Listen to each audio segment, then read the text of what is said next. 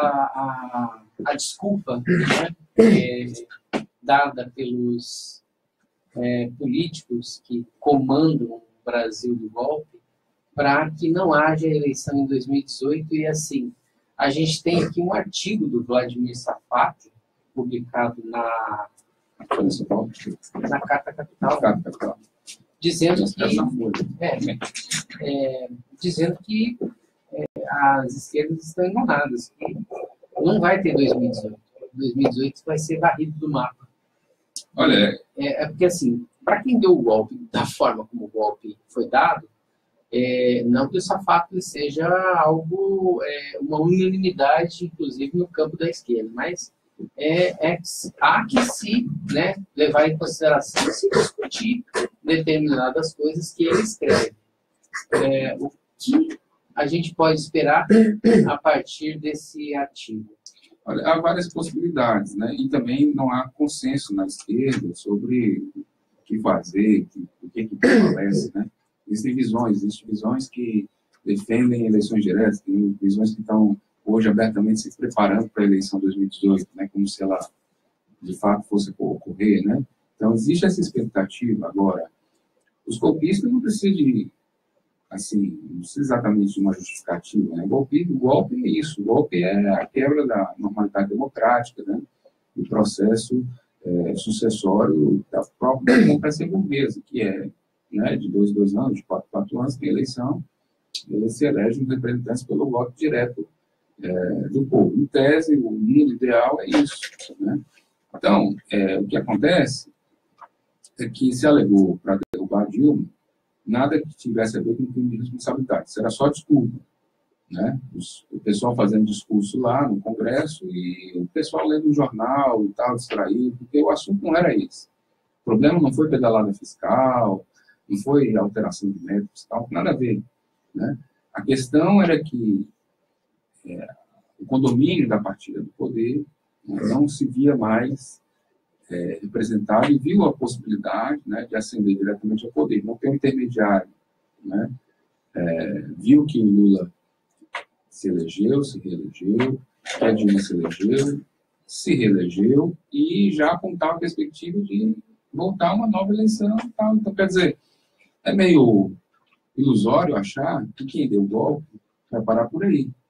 E quem deu o golpe vai aceitar 2018 normalmente que ainda mais o Lula esteja na disputa. Exatamente. E que o Lula ganhe. Com esse cenário que se desenha, né? Porque assim, se o Lula não for preso, não há, e se for dada a possibilidade a ele de concorrer em 2018, obviamente, e assim, o cenário que se desenha e pesquisa após pesquisa demonstra isso. O que se vê é o Lula liderando inicialmente com uma pequena margem de vantagem, depois ampliando essa margem e agora com ele vencendo em todas as regiões do país, do sul ao norte, né? Passando pelo Nordeste, Centro-Oeste e Sudeste. Qualquer uma dessas regiões, ele lidera as chamadas pesquisas eleitorais, ou seja, o retrato do momento é que Lula é o candidato a ser alcançado pelo conjunto de todos os seus adversários políticos. Eu penso que, independente da questão eleitoral, é verdade que, pensando em termos eleitorais, o Lula é favorito hoje. Lógico que ele tem adversário que vai ser escolhido ainda, que a direita não definiu exatamente. Existem nomes aí sendo discutidos, né, que existem várias direitas discutindo vários nomes, né. Mas, independente disso, o Lula representa uma liderança de popular, de povo organizado e povo desorganizado, né, de massa de gente, impressionante, formidável, né. E o Lula lidera o processo de resistência do país, né. Ele tem que ele cumpre esse papel. Então, quando ele se propõe a viajar pelos estados, e toda a repercussão que tem nisso, né, ele está cumprindo o papel. Logicamente que ele não é uma pessoa nova, né, pessoa já de 71 anos, né, que está jogando tudo ou nada. Né. verdade é isso.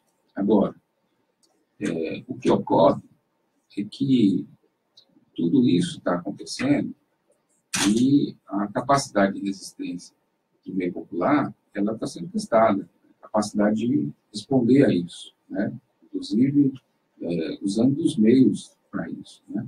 De fato, a possibilidade da prisão do Lula, ela tem um objetivo que é o de exatamente criar ou aprofundar ou assim, criar mais do que retirá-lo fisicamente da disputa. Eu acho que a ideia, assim como a condenação, é a ideia de que ele é culpado de ter cometido alguma coisa. Não, ele foi preso, então a justiça se resignou, a justiça paira acima das questões políticas, em tese, né, no mundo normativo positivista é assim, né? Então, o que se pode dizer é que o Lula está preso, né? Portanto, ele é um perigoso, né?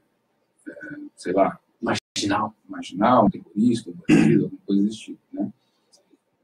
Agora, a história também tem seus exemplos, né? Das suas voltas, né?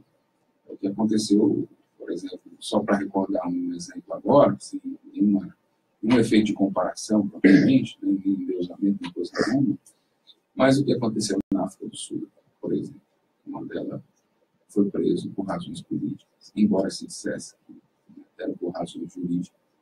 Foi preso durante anos. 26 anos. Exato. E saiu da cadeia para ser o presidente do país e comandar a reconciliação do país, né? Um acordo político lá entre negros e brancos, uma coisa muito grave, né? Que ainda existe, quer dizer, que foi superado, mas assim, que refletiu uma nova consciência de um novo tempo, que o país foi capaz de pensar sobre si mesmo, né? Refletir sobre si mesmo. Juridicamente eles conseguiram superar, embora na prática a gente ainda enxerga muita discriminação. Assim, eu diria que a realidade, assim como nos Estados Unidos, né, a questão racial é uma questão muito mais, assim, ela assume contornos muito mais francos do que no Brasil, embora ela se coloque. Mas o que eu estou querendo colocar com esse exemplo, simplesmente, dizer é o seguinte, é que não necessariamente você consegue destruir uma liderança, né, mesmo com toda essa onda de boatos, mesmo com a condenação, prisão ou até a morte. Porque uma coisa são as pessoas, a outra coisa são os sonhos, né? E os sonhos não exatamente se matam, né? Eles permanecem. E aí você tem o exemplo da ditadura militar. Durou 20 anos. 20 anos dessa noite, né? E a sociedade se encarregou de... Né? As lutas do povo se encarregaram desse reflorescimento. Né? A gente estava falando sobre o Safak e ele deu uma entrevista nesse final de semana. Antes de a gente falar novamente sobre ele, Rafael, eu gostaria de convidar ele, o homem da voz de ouro da Atitude Popular, para fazer um breve intervalo. Jonathan Neto, é com você, meu caro amigo. Democracia no ar.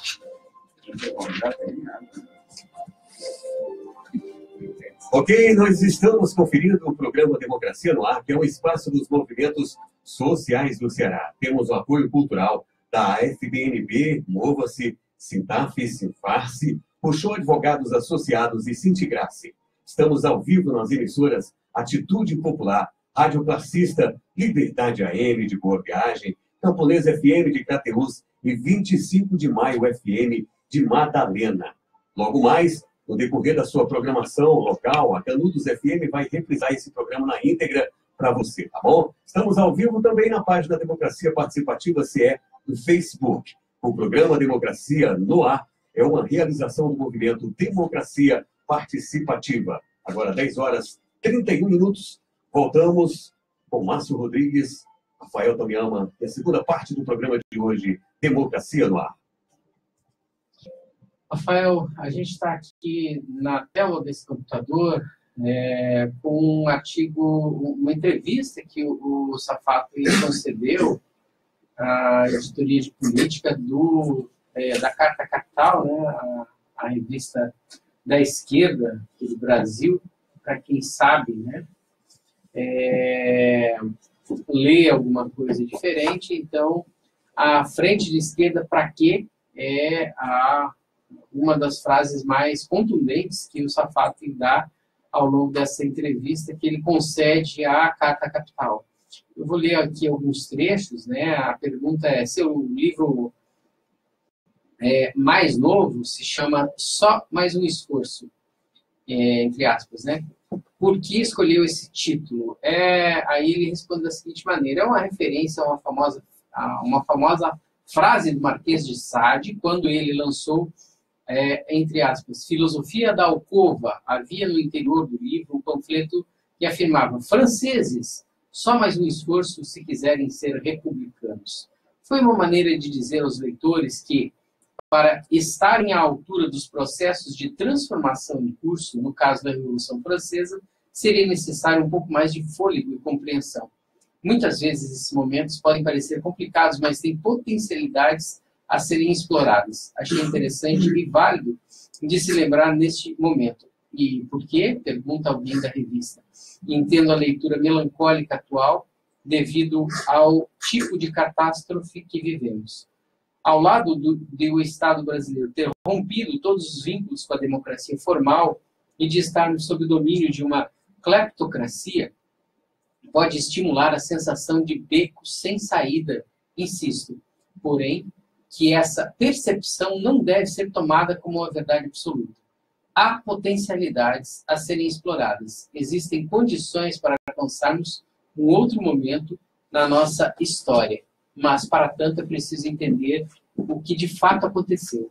Falta, ao meu ver, um esforço da intelectualidade para interceptar esse momento. Então, o que ele quer dizer, né, que a esquerda, né, do século XX está faltando mais objetividade para ela realmente se apropriar de determinados momentos e trazer o conjunto da sociedade para o seu lado. Embora tenham sido dados exemplos assim bastante significativos, se a gente for analisar bem de fora tudo aquilo que pretendia o capitalismo e que houve uma convergência em determinados pontos, com o capitalismo se apropriando de determinadas bandeiras, né, do socialismo e fazendo disso um estado de bem-estar social. Acho que o exemplo mais bem acabado disso sejam as sociedades nórdicas, lá do norte da Europa, a norte rico da Europa, né? As sociedades lá da Dinamarca, da Suécia, da Islândia, da Finlândia, enfim, um lugar onde realmente existe algo parecido com uma sociedade de bem-estar. E o que a gente não vê nem de perto aqui no sul do mundo, né? Mais especificamente no Brasil. Aonde é que a gente pode chegar e por que ele diz que a esquerda, a frente de esquerda, para quê? Né? Ou seja, será que a gente precisa fazer uma frente de esquerda, Rafael, na sua opinião?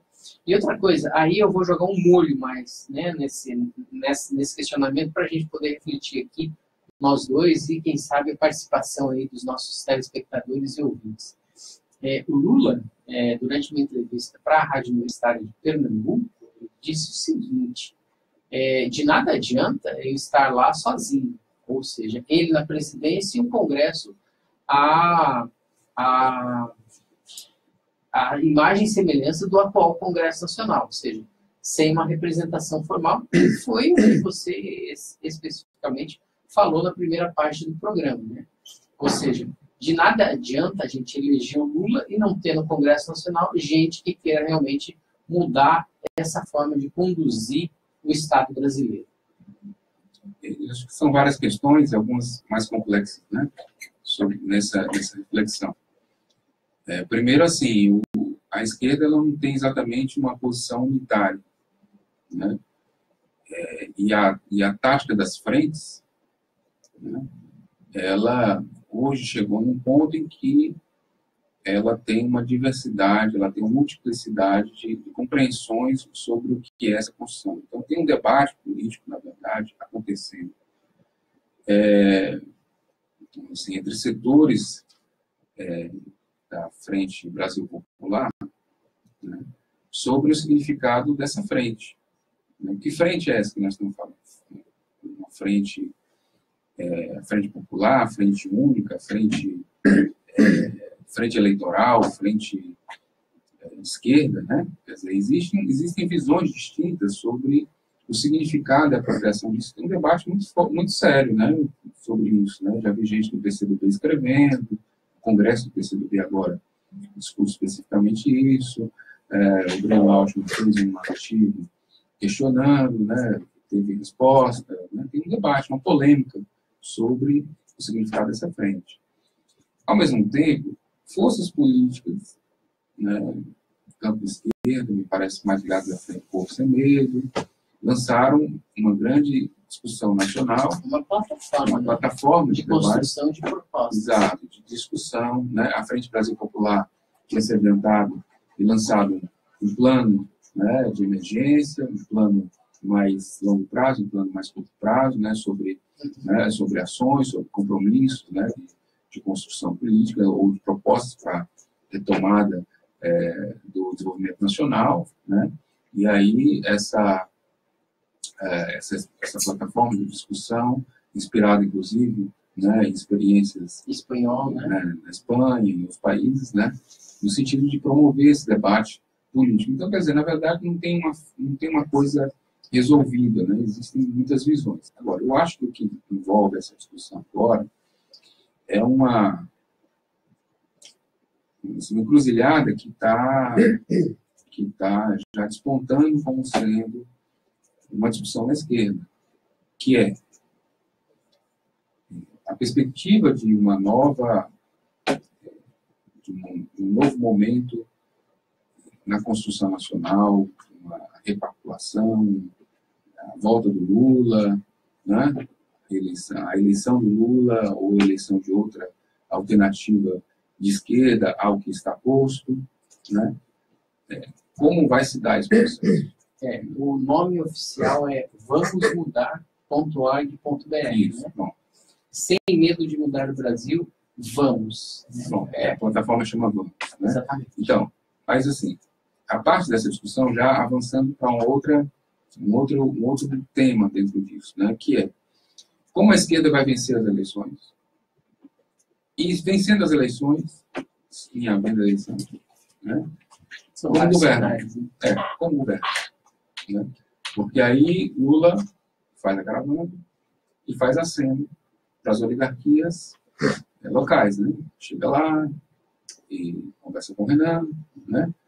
Lá em Sergipe, conversa com o governador Jacques Barreto, né? Aí vai lá em Pernambuco, né? Conversa aí, em Pernambuco, conversa com a esposa do Campos, né?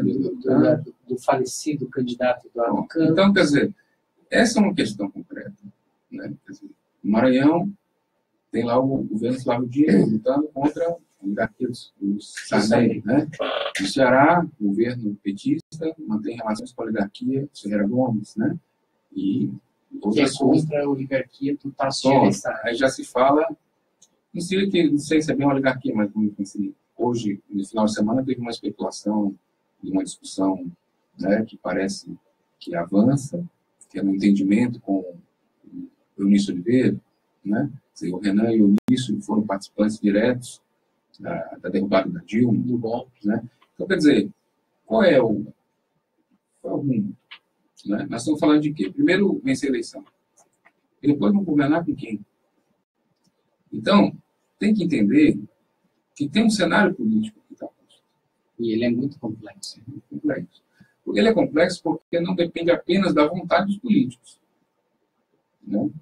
Existe uma situação em que esse Congresso... Eu me questiono quando você faz uma colocação como essa, se realmente, será que não depende da vontade dos políticos? Não depende apenas da vontade dos políticos. Tem a vontade dos políticos. Né? E a gente está vendo ela na prática nesse Congresso Nacional. Né? É isso que eu estou dizendo, mas quem elege os políticos? Né? Quem votou neles? Por que eles chegaram lá? Né? Como é que eles foram eleitos? Porque o mesmo eleitor que vota né, apaixonadamente no Lula, vota no político tradicional que fez o mesmo movimento de sempre, que a gente sabe qual é, né? Que é dos currais, que é dos grotões, que vai lá, que é o mercado do voto. O mercado, ele implica na compra, implica na venda. Então, existe uma cultura, né, de que a política é um jogo que acontece em 2 anos, em que se negocia o voto por um valor.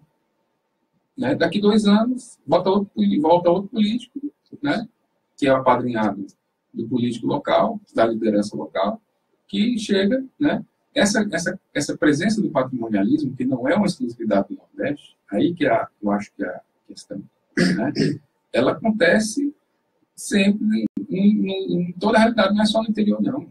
Né?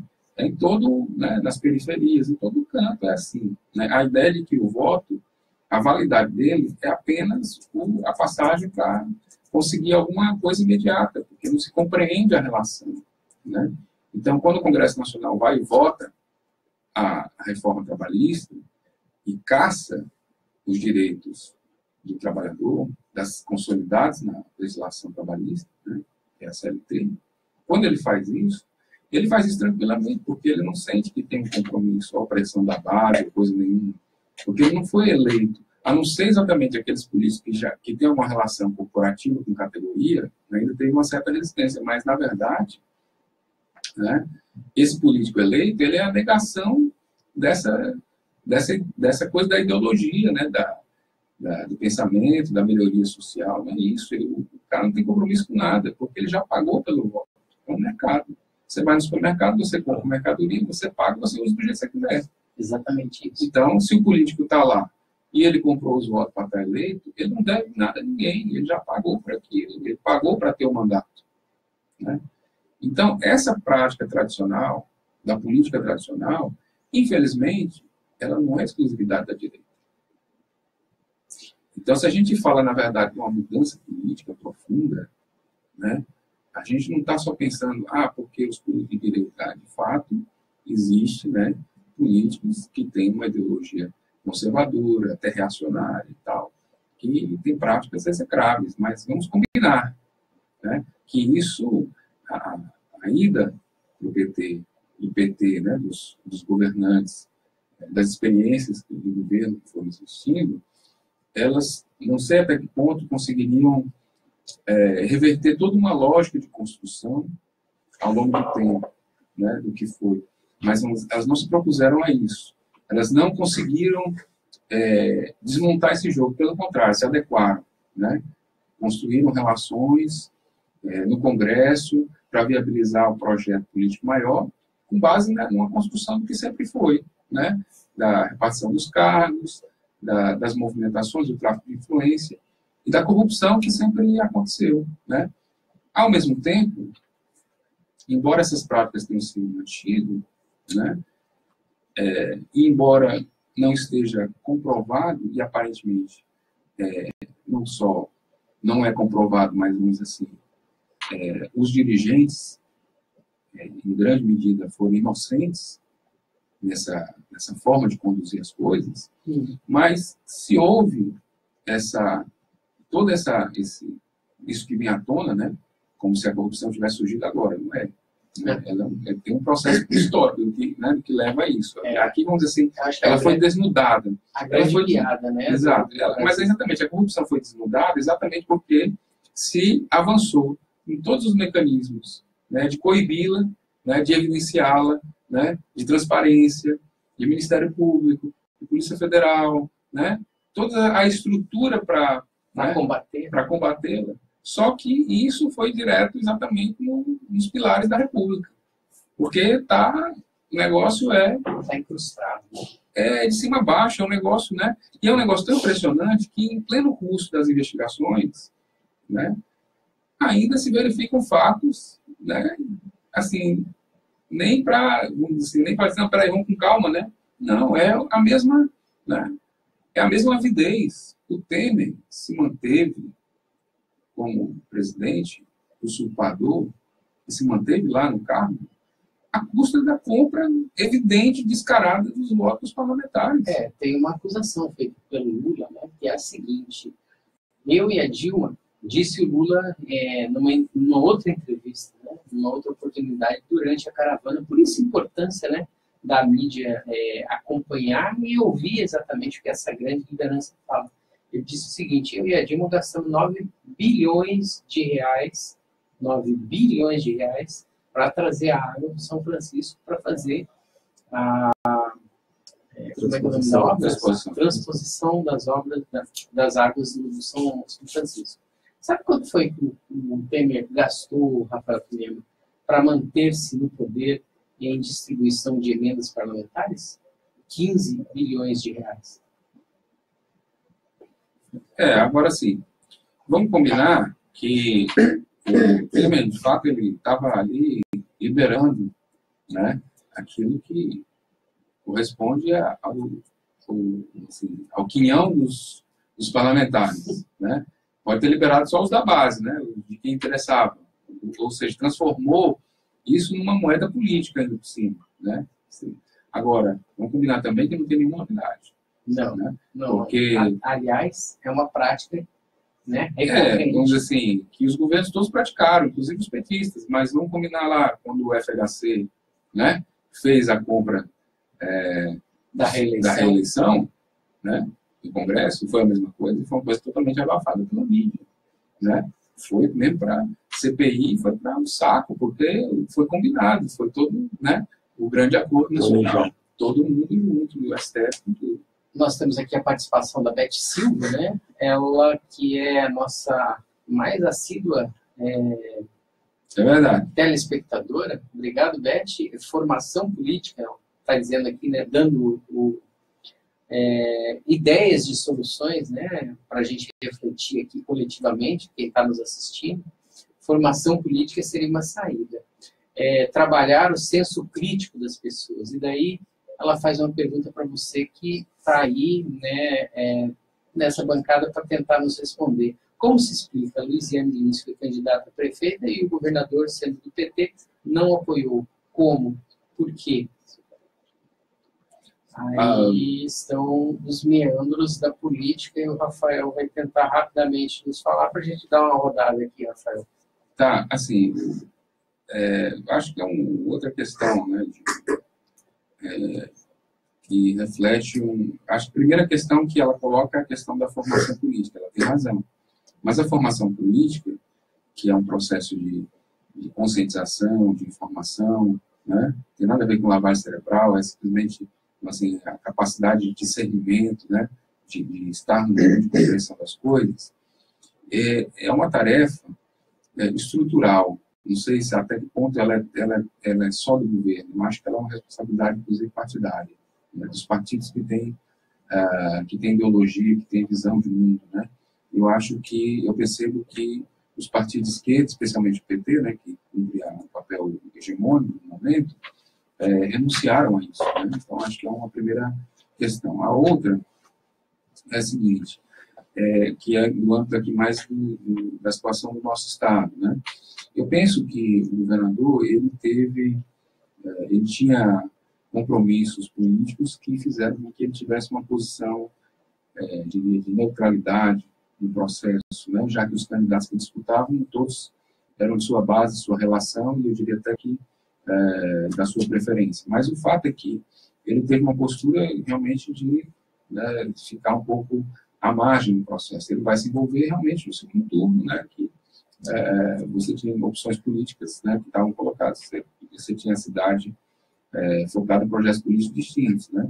Então, eu entendo que isso é parte do processo político. Acho que cabe ao PT explicar isso, né, explicar como pôde conviver com o fato de que o governador tivesse essa licença para não se posicionar, né, qual foi o acordo político, especialmente porque que se tem conhecimento, não houve nenhuma decisão de diretório, de instância sobre isso, né? Houve falas pela imprensa, então. A gente tem aqui também o seguinte, né? A CUT propõe um projeto de lei para anular a reforma trabalhista, para a gente poder seguir adiante aqui. Wagner Freitas diz que campanha de assinatura para a PL de iniciativa popular dará a sindicatos mais moral para dialogar com os trabalhadores. É uma saída? Eu acho que... Judicializando de novo? Não é questão de judicializar, não. É um projeto de lei de iniciativa popular que vai direto para o Congresso, né? Então, na verdade, o que está se propondo é que o povo compreenda esse protagonismo das leis e tal. Eu acho que é uma medida que pode ser muito mobilizadora. Assim. Você falava anteriormente sobre a marcha dos ricos excluídos, né? Que é uma luta tradicional que questiona o significado de independência, né? Ou de desenvolvimento, de plenitude, de soberania nacional, né? Então, acho que é muito importante a nossa participação e a reflexão conjunta sobre isso, né? Para além do que dizem os livros tradicionais de história da pátria e tal. Agora, sobre essas questões de conhecer a Constituição, a lei, eu vi uma entrevista muito interessante, foi publicada no Jornal Povo, com o cidadão que motivou a ação judicial para barrar o decreto do Temer sobre a exploração renta, né? Exato, em relação à exploração de cobre em reservas da Amazônia, né? Ele fez simplesmente uma ação popular direta, né? Explicando que a ação que o Temer fez, ela feriu a Constituição. A Constituição determina que alteração em zona de exploração, né? De preservação ambiental, ela tem que ser feita através de uma lei aprovada no Congresso Nacional. E ele fez através do decreto, né? Então, chegou a ter essa liminar, né? Isso foi simplesmente a ação de um único indivíduo, né? E aí o questionamento, mas como é isso? É porque as pessoas não conhecem a legislação, né? Não sabem os meios, inclusive, que tem de iniciativas populares importantes, né? E nós temos um quadro de desconstrução da institucionalidade. Então, foi uma iniciativa muito positiva. Interessante que o cidadão que fez isso é exatamente o mesmo que há um tempo atrás deu uma cantada na Dilma. Ele é uma figura. Achei extraordinário, cara. A entrevista dele é ótima. Vamos lá. Já que a gente está falando a respeito de participação popular, né, e da importância de nós termos consciência, eu gostaria de fazer um relato aqui, né, aproveitando esse finalzinho do programa, já convocando para quinta-feira, né? O que é o Grito dos Excluídos? A propósito do grito surgiu no Brasil em 1994, ou seja, no início do governo Fernando Henrique Cardoso, né, no primeiro ano do seu mandato. Foi realizado em setembro de 95 com o objetivo de aprofundar o tema da campanha da fraternidade do mesmo ano, que tinha como lema "Eras tu, Senhor?", e responder aos desafios levantados na segunda Semana Social Brasileira, cujo tema era Brasil, Alternativas e Protagonistas. Em 99, o grito rompeu fronteiras e estendeu-se para as Américas. O Grito dos Excluídos é uma manifestação popular carregada de simbolismo, é uma espécie de animação e profecia, sempre aberto e plural, de pessoas, grupos, entidades, igrejas e movimentos sociais comprometidos com as causas dos excluídos. O grito é uma descoberta, uma vez que agentes e lideranças apenas abrem o canal para que o grito sufocado venha a público. O grito brota do chão e encontra em seus organizadores suficiente sensibilidade para dar-lhe forma e visibilidade. O grito não tem um dono, não é da igreja, do sindicato, da pastoral. Não se caracteriza por discursos de lideranças. Inclusive, foi revelado aqui na sexta-feira que todos os políticos com cargos eletivos que queiram se manifestar só poderão fazer isso lá no chão. Ninguém vai subir no carro de som para se manifestar. Não vai ser aberto o microfone para políticos eleitos, né? Nem pela centralização de seus atos. O ecumenismo é vivido na prática das lutas, pois entendemos que os momentos e celebrações ecumênicas são importantes para fortalecer compromisso. Marcas do grito. O grito trouxe inovações à mobilização social. A criatividade, a metodologia e o protagonismo dos excluídos são marcas do próprio grito. Metodologia. O grito privilegia a participação ampla, aberta e plural. Os mais diferentes atores e sujeitos sociais se unem numa causa comum, sem deixar de lado sua especificidade. A criatividade e a ousadia. O Grito tem, a cada ano, um lema nacional que pode ser trabalhado regionalmente a partir da conjuntura e da cultura local. Foi o que aconteceu, por exemplo, em relação à seca do ano passado, né, quando teve manifestações nesse sentido e explicações, né, de por que muita gente estava lá também para reclamar, por que tem isenção fiscal ou liberação para uso de água por determinadas companhias, né, grandes empresas aqui do Ceará, e já se estava prevendo, como se tem em determinados locais aqui do estado, falta de água para a população. Então, as manifestações são múltiplas e variadas de acordo com a criatividade dos envolvidos. Caminhadas, desfiles, celebrações especiais, romarias, atos públicos, procissão, pré-gritos, cursos, seminários e palestras. É fundamental que os próprios excluídos assumam a direção do grito em todas as fases. A preparação, a realização, a continuidade, o que ainda é um horizonte a ser alcançado. Acho que é isso, né, Rafael? A gente falar a respeito do grito, sua participação final aí, para 10h58, dia 4 de setembro de 2017. Acho que é importante aí convidar toda a população a conhecer e participar desse momento cívico, esse momento de encontro dos lutadores do povo, né, das lutadoras do povo. A gente que vem aí de uma caminhada longa de origem de igreja, de várias construções, o papel protagonista que a Igreja Católica teve no processo da greve nacional, o sentimento de justiça, o lema desse ano que trata da questão da vida, da questão ambiental, da questão da sobrevivência, a questão da igualdade, da justiça, né? Esses valores que prevalecem em cada campanha da fraternidade, e que o Grito dos Excluídos não deixa de ser um momento forte dessa celebração dessa caminhada. Né? Então, muito bem lembrado esse chamamento. Eu acredito que é importante essa participação, inclusive, do pessoal da organização aqui, nesse espaço democrático da luta social, que é a nossa trincheira, né? A nossa rádio da democracia. Para finalizar, só lembrando que o lema é Vida em Primeiro Lugar e o tema é Por Direitos e Democracia, a luta é todo dia. 7 de setembro, amanhã a gente passa o endereço certinho, lá na Barra do Ceará, a reunião para todos os lutadores sociais, e a gente convoca aqui no Democracia no Ar para que todos participem efetivamente do Grito dos Excluídos 2017, mais um capítulo contra esse golpe. Agora eu convoco ele, o homem da voz de ouro, da Atitude Popular, para fazer um encerramento oficial nesse nosso primeiro programa aí, da semana do 7 de setembro, da semana do Grito dos Excluídos, hoje dia 4 de setembro de 2017, é Jonathan Gomes. Jonathan Neto.